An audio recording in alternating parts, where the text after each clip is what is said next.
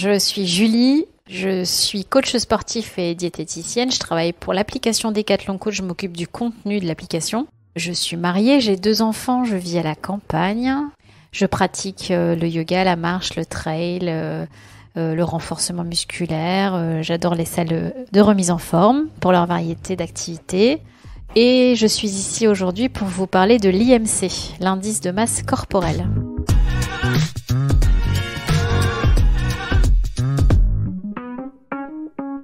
Bonjour et bienvenue sur Conseil de sportifs et de sportives. Ce podcast, je l'espère, vous sera utile. Il vous accompagne dans la pratique, vous aide à reprendre le sport ou tout simplement répond à des questions que vous vous posez sur l'alimentation, la santé, le bien-être.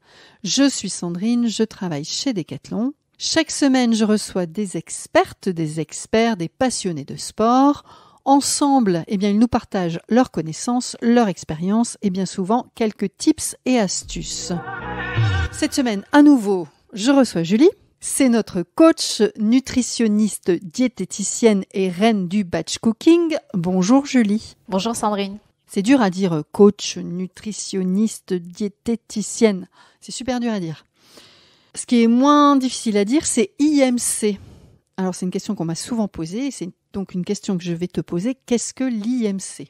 Alors l'IMC, c'est l'indice de masse corporelle. C'est un indice qui permet d'évaluer rapidement notre corpulence en fait. C'est un indice qui est largement utilisé chez les médecins par exemple pour évaluer aussi nos facteurs de risque sur notre santé. Donc c'est un indice qui est calculé à partir de notre poids, de notre taille et qui n'est pas dépendant du sexe. Et donc tout le monde peut le faire. Il y a quelques recommandations quand même pour le sportif qui a une masse musculaire importante et qui forcément va avoir un poids plus important. Il y a certains sportifs qui ont des IMC supérieurs à 30, voire des fois 35, qu'on pourrait considérer comme étant en obésité par exemple, mais qui en fait ne le sont pas du tout, parce que ils sont sportifs et que surtout leur poids de masse musculaire est prioritaire sur la masse graisseuse. On sait que les facteurs de risque sur la santé ne sont pas influencés par la masse musculaire, mais plutôt par la masse grasse. D'accord, ça va, c'est clair. Donc, il faut effectivement, quand on est sportif ou sportif de haut niveau, considérer ce paramètre. Oui. Comment ça se calcule ? On divise le poids en kilos. Donc, par exemple, je fais 60 kilos. Je vais diviser par ma taille au carré. Donc, si je fais 1m50, je fais 1m50 fois 1m50. J'obtiens le résultat et je prends mon poids, 60 kilos, que je vais diviser par le résultat de ma taille au carré. Et ça donne combien du coup ? Alors moi je ne sais pas, ça fait un bout de temps que je l'ai pas calculé. En tout cas, si vous êtes en dessous de 18,5, on considère que vous avez une insuffisance pondérale et donc vous êtes trop maigre. Donc ça c'est des interprétations qui viennent de l'OMS, donc ça vient de l'Organisme mondial de la santé. Si on a un indice de masse corporelle qui est compris entre 18,5 et 25, on est considéré comme ayant une corpulence normale, donc un poids normal, donc idéal, on va dire, pour notre santé. Si on a un indice de masse corporelle compris entre 25 et 30, on est en surpoids. Entre 30 et 35, obésité modérée.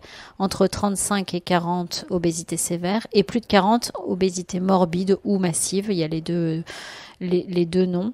Voilà, ça indique que votre poids est vraiment trop important ou dans la norme par rapport à votre taille.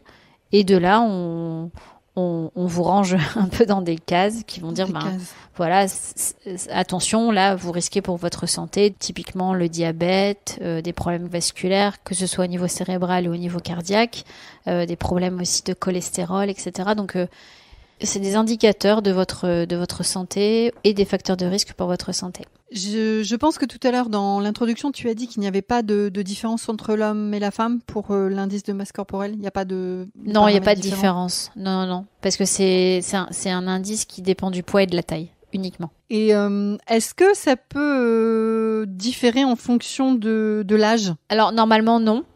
C'est vraiment le même indice, le même calcul pour tout le monde. Il y a juste, c'est tempéré chez les enfants, on calcule pas exactement de la même manière. D'ailleurs, chez les enfants, dans les carnets de santé, ou si tout le monde l'a encore, ces carnets de santé, on a les courbes de croissance, et donc voilà, c'est plutôt des choses un peu plus larges chez l'enfant. Mais par contre, à partir de l'âge de 18 ans, l'IMC va tout à fait s'adapter et convenir. Est-ce que tu peux me répéter le calcul de l'indice, s'il te plaît? Alors, c'est le poids que l'on divise par la taille au carré. Et la taille au carré, c'est on multiplie la taille 2 fois, en fait. C'est-à-dire que si je fais 1m60, je vais multiplier 1,6 par 1,6.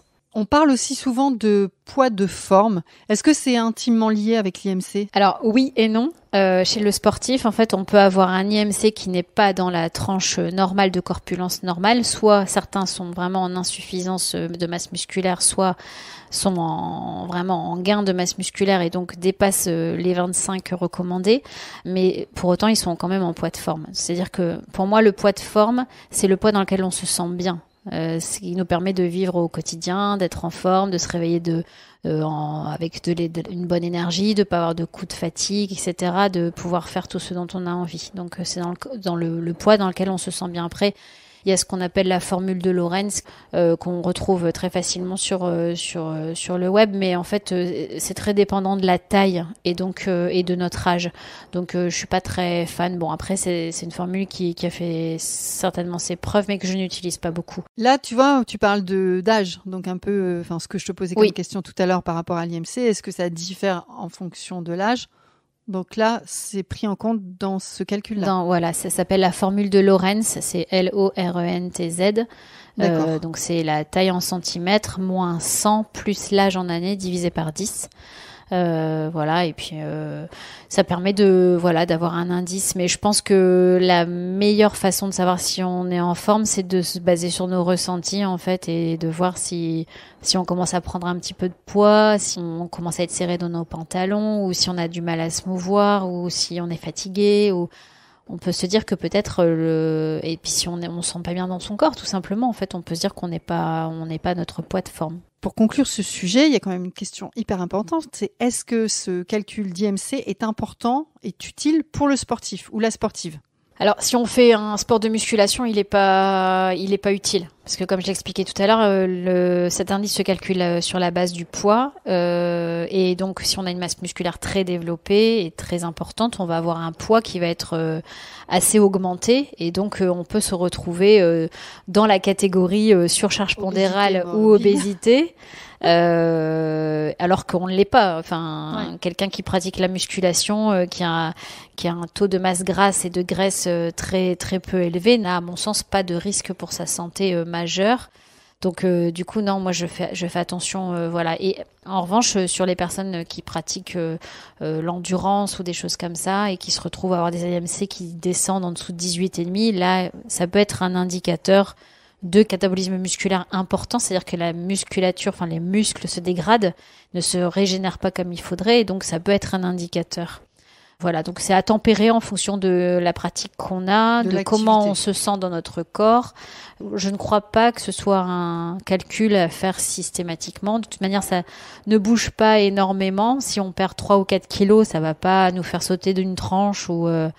Donc voilà, c'est vraiment quelque chose, c'est un indicateur, mais qui ne doit pas nous faire changer radicalement notre manière de vivre si on est sportif. En revanche, si on a effectivement des IMC inférieurs à 18,5 ou supérieurs à 30, là il faut commencer à s'inquiéter quand on n'est pas sportif. Parce qu'on peut supposer que notre poids est trop important, lié à une masse grasse trop importante, et c'est ça qui est dangereux pour la santé. Donc demain matin, je ne me lève pas en calculant mon indice de masse corporelle, ou du moins tous les matins, je ne me lève pas en calculant mon indice de masse corporelle. Ouais, tout à fait. Ça, pour moi, ça n'a pas de sens. Voilà. Bah, après, voilà, c'est ce que j'expliquais. Ça dépend de notre corps, de notre état de santé actuel. Et ça peut être aussi préconisé par le médecin. C'est souvent le médecin d'ailleurs qui dit votre IMC est trop important ou pas assez important. Bien se faire accompagner. Oui. Avec les bonnes personnes. Oui. Merci Julie. Merci Sandrine. Merci pour votre écoute.